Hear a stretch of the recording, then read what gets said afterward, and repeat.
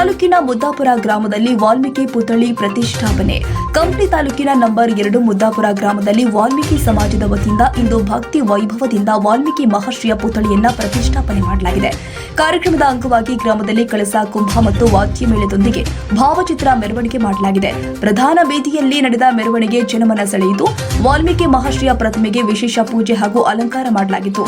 ಈ ಸಂದರ್ಭದಲ್ಲಿ ಗ್ರಾಮದ ಪ್ರಮುಖರು T Chidanandappa, D Hanumanthappa, Ramalingappa, S Manjunath, Sirigeri, Madhubasappa, Honnurappa, Badnatti, Karibasappa, Narasimha, G Anjanappa, M Jadegowda ಹಾಗೂ ರಾಮಲಿಂಗಪ್ಪ ಉಪಸ್ಥಿತರಿದ್ದರು.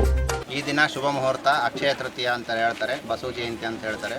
ಕರ್ನಾಟಕದಲ್ಲಿ ಬಸವ ಜಯಂತಿ ಅಂತೇಳಿ ಹೆಸರುವಾಸಿಯಾಗಿರ್ತಕ್ಕಂಥ ಈ ಮುಹೂರ್ತ 3.5 ದಿನ ಮುಹೂರ್ತ. ಇವತ್ತು ವೈಶಾಖ ಮಾಸದಲ್ಲಿ ಅಕ್ಷಯ ತೃತೀಯ ದಿನದಂದು ಮುದ್ದಾಪುರದಲ್ಲಿ ಕಂಪ್ಲಿ ತಾಲೂಕು, ಬಳ್ಳಾರಿ ಜಿಲ್ಲಾ, ಸಣಾಪುರ ಪಂಚಾಯಿತಿಗೆ ಸಂಬಂಧಪಟ್ಟಂಥ ನಂಬರ್ 2 ಮುದ್ದಾಪುರ ಗ್ರಾಮದಲ್ಲಿ ಈ ದಿನ ವಾಲ್ಮೀಕಿ ಮಹರ್ಷಿಯನ್ನು ಪ್ರತಿಷ್ಠಾಪಿಸಲಾಗಿದೆ. ಗ್ರಾಮದಲ್ಲಿರ್ತಕ್ಕಂಥ ವಾಲ್ಮೀಕಿ ಸಮುದಾಯದವರೆಲ್ಲರೂ ಕೂಡ, ಗ್ರಾಮದಲ್ಲಿರ್ತಕ್ಕಂಥ ಸರ್ವ ಹಿಂದೂಗಳು ಎಲ್ಲರೂ ಸಹಿತ ಈರೋಜು ಇಲ್ಲಿ ಆಗಮಿಸಿ ಪ್ರಾತಃ ಕಾಲದಿಂದ ಬೆಳಿಗ್ಗೆಯಿಂದ ಗ್ರಾಮ ಮೆರವಣಿಗೆ ಇರುತ್ತದೆ.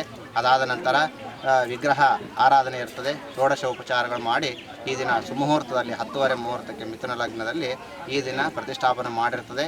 ಈ ವಾಲ್ಮೀಕಿ ಮಹರ್ಷಿ ಯುಗ ಯುಗಗಳಲ್ಲಿಯೂ ಕೂಡ ಮನುಷ್ಯರಿಗೆ ಉತ್ತೇಜನ ಕೊಡುವಂತಹ ಮಹತ್ ಸಾಧನೆಯನ್ನು ಮಾಡಿರುತ್ತಾನೆ.